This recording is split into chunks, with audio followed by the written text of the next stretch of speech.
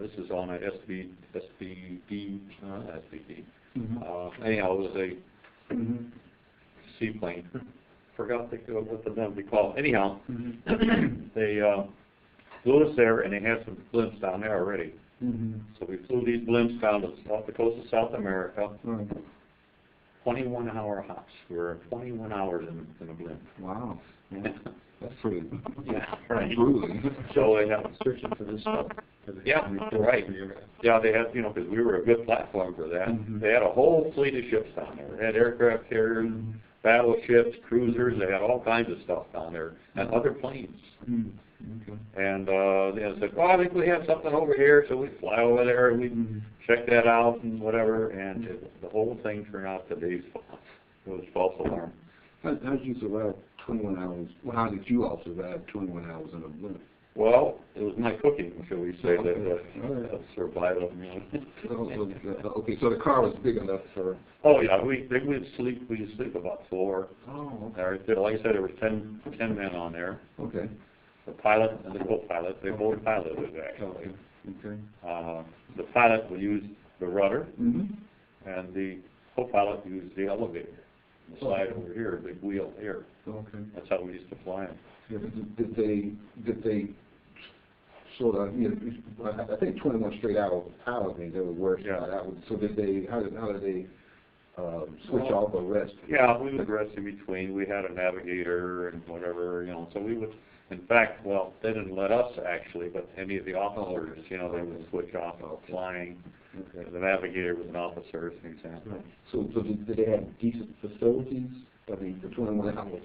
Yeah. I don't know, we just survived. Okay, all right. Yeah. Let's just think about the facilities there. Well, you talk about the relief facilities, of course, Well, as most airplanes, as well as us, we had what's called P-top tube. Or not P-top, the P-top tube was an air indicator, but a tube, a relief tube. That's what a relief tube is called. Okay. And so that's how we, fly into the air, Okay. Okay, well, Lakehurst, are you familiar with Lakehurst? Am I familiar with it? Yeah. As far as a base. You were there. It's a naval air station. Naval air station. Okay. Right. Okay. And they also trained helicopters there too. Helicopters. Okay. Yeah. Okay. The hangar. No. Hangar in Lakehurst.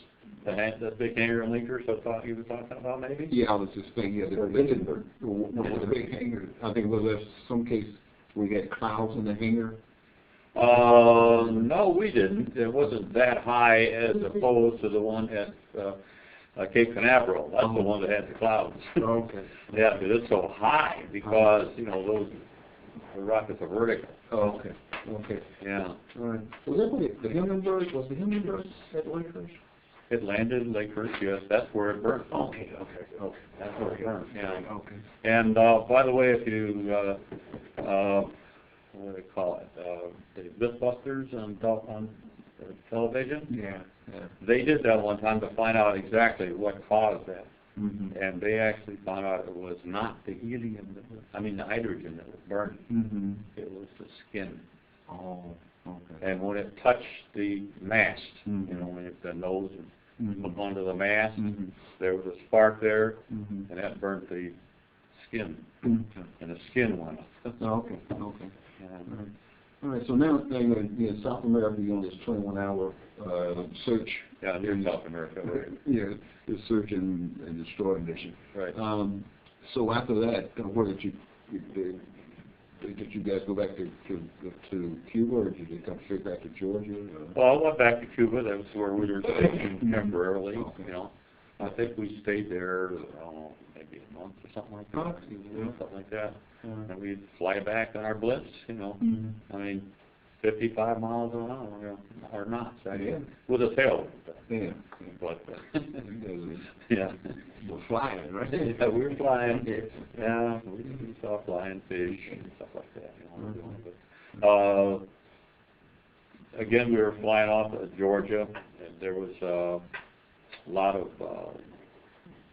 this is where, we flew over a plantation. Oh, and all these people come out from under cabins and stuff like this, you know. Wow. And the pilot got on his loudspeaker and it's all people. So he says, "The Lord has come to get you." And he put that one back in there. Another little humorous incident was in New Jersey. They had a lot of chicken farms. And there was this big thing over a chicken farm. These chickens would go nuts, you know. They smash into the fences and stuff like this. So the farmers used to always calling us, "Don't fly over our farms." And, Okay. so we have some, you know, incidents like that. Right. You know. Right. So when you were, let's say, in Brunswick, what you all did for recreation or R&R, when you weren't working or weren't flying? Well, we'd go to town. Also, there was 2 islands there, Jekyll Island and Sea Island. Where we spent our weekends there a lot of times. And they had a large resort hotel there, Oyster. Okay. And a lot of dignitaries would go there. Okay. And we got to swim in the employees' pool. Oh, okay. We got to know some of the girls there. Okay. So, anyhow, he said not to say anything about No, you can say anything you want. So anyhow, I come down with a couple other guys, and we decided to buy an airplane. Wow. So 3 of us bought a Piper J5 Piper Cub. Okay, and one of the guys was electronics. Okay, that was another division of that. So he taught us how to fly. He was a pilot. And the other guy was a mech, and I was a structural mechanic. So we knew how to take care of the whole plane. Except that we didn't have an SAE certificate. Okay. So the owner of the airfield there on Sea Island just let us do it, and he would inspect it, make sure everything was okay. So he would approve it. Our work. So one time I flew this, and this had nothing to do with the Navy as such, but this was off duty, right? It was off duty, but we did. There was a blimp flying one time. We flew and flew around it, but anyhow. So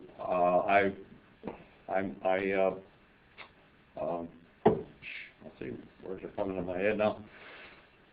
I soloed. That's the word. And so everything was fine. Okay, I soloed. So, okay, now you go by yourself. So I went on Saturday and I take the plane out, flying around for about an hour, and this is really a great feeling, you know. I think I'll go here. Oh, here you go. You know, things like this. So I flew around for about an hour, and I said, well, I'm going to do some touch and goes. So I landed about 5 or 6 times, take off, landing. And all of a sudden, as I'm taking off, I'm hearing some loud noises coming out of the engine. Smoke is coming in through the instrument panel. And, oh boy. So this engine is really clacking away now. And I'm about 400 feet up. So I said, wow, I better start looking for a place to land. So usually they say, you know, look straight out.